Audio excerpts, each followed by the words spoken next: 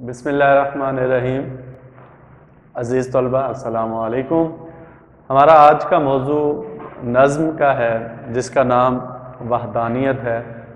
تو سب سے پہلے اس کے حوالے سے کچھ MCQs بچوں دیکھ لیتے ہیں، یہ عام طور پر آ جاتے ہیں۔ موضوع آج ہمارا نظم ہے اور اس نظم کا جو عنوان ہے بچوں وہ وحدانیت ہے۔ شاعر کا نام ہے مست توکلی۔ یہ ان کا شہرت یافتہ نام ہے، یعنی اصل نام نہیں ہے، اس نام کی وجہ سے ان کو شہرت ملی، یعنی یہ شاعری میں انہوں نے یہ نام جو ہے استعمال کیا، مست توکلی۔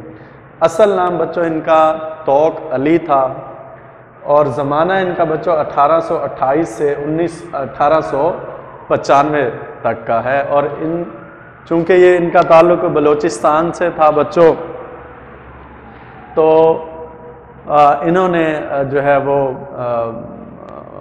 بلوچی زبان میں جو ہے وہ شاعری کی ہے، تو اس وجہ سے ان کی شاعری کا جو اردو ترجمہ کیا ہے وہ محمد طارق نے کیا ہے۔ تو یہ MCQs بچوں عام طور پر آ جاتے ہیں۔ اب ہم شعر اول کی طرف آتے ہیں۔ اے خدا تو ہے واحد و یکتا، ہے یہ شاہی فقط تجھے زیبا۔ تو سب سے پہلے بچوں میننگز دیکھیں گے۔ واحد ایک، یکتا بے مثل، جس کی کوئی مثال نہ ہو، یعنی اپنی مثال آپ، یعنی اللہ تعالیٰ کی جو ذات مبارکہ ہے وہ یکتا ہے، بے مثل ہے، اس کے جیسا اور کوئی نہیں ہو سکتا، تو اسے کہتے ہیں یکتا۔ اور شاہی سے مراد یہاں بادشاہت ہے، فقط صرف، اور زیبا جچتی۔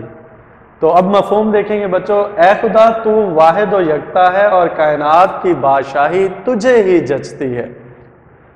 تو زیر تشریح شعر میں شاعر اللہ تعالیٰ کی صفت وحدانیت سے، جو کہ نظم کا عنوان بھی ہے، تو وحدانیت کا مضمون باندھ رہا ہے، اللہ تعالیٰ کی وحدانیت سے روشناس کروا رہا ہے۔ شاعر کہتا ہے اے اللہ بے شک تو واحد اور یکتا ہے، اس میں کسی شک و شبہ کی گنجائش نہیں ہے کہ اللہ تعالیٰ جو ہے وہ واحد ہے، اکیلا ہے، یکتا ہے۔ خود اللہ تعالیٰ قرآن مجید میں بھی فرماتا ہے قل هو اللہ احد، کہہ دو کہ اللہ ایک ہے۔ تو یہ آپ قرآنی حوالہ لکھ سکتے ہیں، کہہ دو کہ اللہ ایک ہے۔ اگر آپ پورا ترجمہ سورۃ اخلاص کا لکھنا چاہیں وہ بھی لکھ سکتے ہیں، قل هو اللہ احد اللہ صمد لم یلد ولم یولد ولم یکن لہ کفوا احد۔ کہہ دو کہ اللہ ایک ہے، اس کے سوا کوئی معبود نہیں، وہ بے نیاز ہے، اس کی کوئی اولاد ہے نہ وہ کسی کی اولاد، اس کا کوئی ہمسر نہیں۔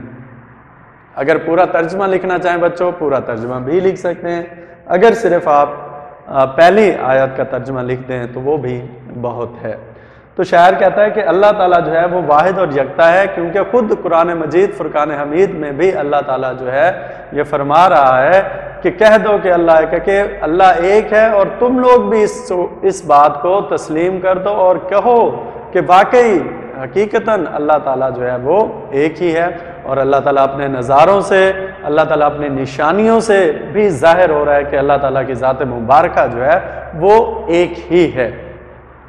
بچوں دیکھیں اس دنیا میں ہم دیکھتے ہیں، یہ کمرے کی مثال لے لیں، تو اس کمرے کو دیکھ کر محسوس ہوتا ہے کہ کوئی ہوتا ہے جو اس کمرے کو بناتا ہے، یعنی بڑھئی ہوتا ہے، معمار ہوتا ہے، وہ اس کمرے کو بناتا ہے، ٹھیک ہے جی۔ اسی طرح کرسی دیکھتے ہیں، کرسی کا ہمیں پتہ ہے کہ اسے بڑھئی نے بنایا ہے۔ اس طرح پنکھے ہیں، اس کو ہم دیکھتے ہیں تو ذہن میں آتا ہے اچھا اسے الیکٹریشین نے بنایا ہوگا۔ تو بچوں جب ان چیزوں کو دیکھ کر ہمارے ذہن میں یہ بات آ جاتی ہے کہ ان کو بنانے والا کوئی ہے، تو یہ زمین، یہ آسمان، اور اسی طریقے سے مختلف اجناس، یہ پہاڑ، یہ بڑے بڑے دریا، سمندر، تو ان سب چیزوں کو بھی کوئی بنانے والا ہوگا تو وہ کون ہے؟ وہ صرف اللہ تعالیٰ کی ذات مبارکہ ہے۔ اس حوالے سے بچوں آپ شعر بھی لکھ سکتے ہیں، گواہی دے رہی ہے اس کی یکتائی پہ، ذات اس کی گواہی دے رہی ہے اس کی ذات پہ، یکتائی اس کی، دوئی کے نقش سب جھوٹے، ہے سچا نام اس کا۔ دوسرے مصرعے میں شاعر جو ہے وہ تعریر کرتا ہے کہ دنیا میں بڑے بڑے بادشاہ آئے اور ان کی بادشاہت ختم ہو گئی، شداد ہے، نمرود ہے، اس طرح بڑے بڑے بادشاہ گزرے ہیں، تو وہ آج ہیں وہ بادشاہ؟ نہیں، ان کی بادشاہت عارضی تھی اور وہ ختم ہو گئے، آج ان کا نام نشان نہیں ہے۔ لیکن اللہ تعالیٰ کی ذات مبارکہ جو ہے وہ ہمیشہ ہمیشہ رہنے والی ہے۔ تو شاعر کہتا ہے اس لیے اے اللہ تو ہمیشہ رہنے والی ذات ہے، تجھے زوال نہیں ہے، تو اے اللہ تو ہی واحد اور یکتا ہے، اسی لیے اس کائنات کی جو بادشاہت ہے وہ صرف تجھے ہی جچتی ہے، تو ہی ہمارا اصل بادشاہ ہے، تو ہی ہمارا خالق اور مالک ہے۔ شعر دوم کی طرف آتے ہیں۔ تو اگر قہر پر اتر آئے تیری ستوت کا ہی رہے چرچا، قہر یعنی عذاب، ٹھیک ہے، اور ستوت روب اور دبدبا، چرچا شہرت۔ مفہوم دیکھیں گے، اے اللہ اگر تو قہر پر اتر آئے تو ہر جگہ تیرے روب اور دبدبا کے چرچے ہوں۔ تو زیر تشریح شعر میں شاعر اللہ تعالیٰ کی ایک صفت قہار، یعنی اللہ تعالیٰ بڑا عذاب دینے والا بھی ہے، تو زیر تشریح شعر میں شاعر اللہ تعالیٰ کے روب دبدبے یا اللہ تعالیٰ کی صفت جو قہار ہے اس سے روشناس کروا رہا ہے۔ شاعر تحریر کرتا ہے کہ بے شک ہم جانتے ہیں کہ اللہ تعالیٰ جو ہے وہ بڑا غفور الرحیم ہے۔ ہم جس بھی کام کا آغاز کرتے ہیں، جیسے ہم بسم اللہ پڑھتے ہیں، اس کا ترجمہ دیکھ لیں کہ اللہ تعالیٰ رحیم ہے، رحم کرنے والا ہے، شفقت کرنے والا ہے۔ لیکن عزیز طلبہ، اگر اللہ تعالیٰ قہر پر اتر آئے تو اس سے بڑا قہر دینے والا اور کوئی نہیں ہو سکتا۔ یعنی یہاں کا کوئی بادشاہ ہے یا کوئی چور ڈاکو ہے، کسی کے اوپر ظلم و ستم کرتا ہے تو زیادہ سے کیا کرے گا؟ ڈنڈے مار دے گا، بند کر دے گا، اس کا سر قلم کرا دے گا، پتھر مروا دے گا، یا کسی بھی قسم کا یہی نقصان دے سکتا ہے۔ لیکن اگر اللہ تعالیٰ قہر پر اتر آئے تو اللہ تعالیٰ بڑے بڑے عذاب دیتا ہے، جیسے قوم لوط پر، جیسے قوم عاد پر، جیسے بنی اسرائیل پر اللہ تعالیٰ کے عذاب نازل ہوئے۔ تو شاعر تحریر کرتا ہے اللہ تعالیٰ بے شک رحیم و کریم ہے، اللہ تعالیٰ کی ذات بڑی غفور و رحیم ہے، اللہ تعالیٰ بڑا رحم کرنے والا ہے، شفقت کرنے والا ہے۔